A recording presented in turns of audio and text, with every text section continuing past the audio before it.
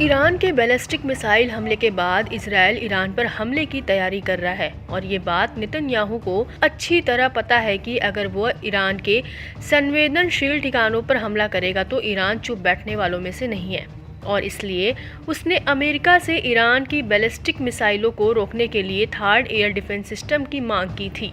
लेकिन ऐसा लगता है कि दुनिया की दो बड़ी ताकतें अमेरिका और रूस की भी अब इस युद्ध में एंट्री हो गई है, क्योंकि उधर अमेरिका इजराइल को हथियारों की मदद कर रहा है तो दूसरी तरफ ऐसी खबरें हैं कि पुतिन ने ईरान को इजराइल के हमले से बचाने के लिए अपने लड़ाकू जहाज से लेकर सबसे एडवांस एयर डिफेंस सिस्टम तक सप्लाई कर दिए हैं।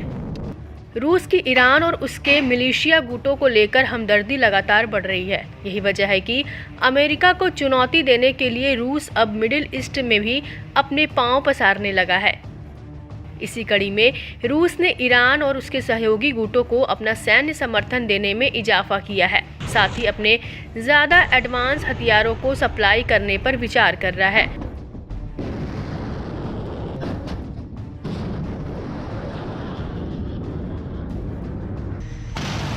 जिससे ईरान और इजराइल के बीच का टकराव और भी बद से बदतर हो सकता है।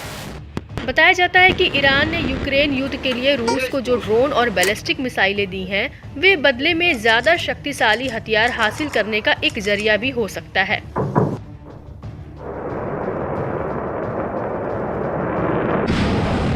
एडवांस एंटी शिप मिसाइलें, लेटेस्ट एयर डिफेंस और Su-35 flanker air superiority fighter jet, जिसका ईरान लंबे समय से इंतजार कर रहा था।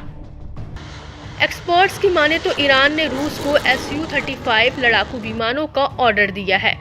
वह S-400 ट्रायम्फ एयर डिफेंस भी चाहता है ताकि वह इजराइल की बेहतर मिसाइलों और वायुसेना का सामना कर सके। अगर ये सभी सौदे आगे बढ़ते हैं तो रूस ईरान और उसके सहयोगी मिलिशिया की सैन्य ताकतों को बढ़ाएंगे।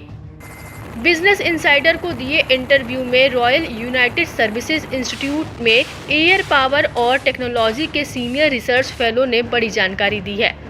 जस्टिन ब्रोंग ने कहा कि ईरान को Su-35S की डिलीवरी में समय लगेगा, साथ ही फ्लाइट क्रू को ट्रेनिंग देने, आवश्यक बुनियादी ढांचे और ग्राउंड सपोर्ट तैयार करने में भी समय लगेगा। इनमें से कोई भी इजरायली हमले की योजनाओं को तुरंत प्रभाव से प्रभावित करने की स्थिति में नहीं है। बता दें कि इजरायल ने 1 अक्टूबर को हुए ईरानी हमलों का जवाब देने की कसम खाई है। तब से ईरानी मीडिया में दावा किया गया कि रूस ने पहले ही Su-35 का एक स्क्वाड्रन और S-400 की सप्लाई कर दी है। हालांकि ईरानी सेना की ओर से अब तक इस पर कोई पुष्टि नहीं की गई है। माना जाता है कि Su-35 मिलने से ईरान की पुरानी वायुसेना कुछ हद तक एडवांस हो जाएगी। दावा किया जाता है कि ईरान को साल 1990 के बाद से एक लड़ाकू जेट नहीं मिले हैं। साथ ही इससे ईरान को अपने एयर स्पेस की रक्षा करने की ताकत में भी इजाफा होगा। बावजूद इसके अरब देशों के पास ईरान के मुकाबले में कहीं अधिक लेटेस्ट लड़ाकू विमान हैं।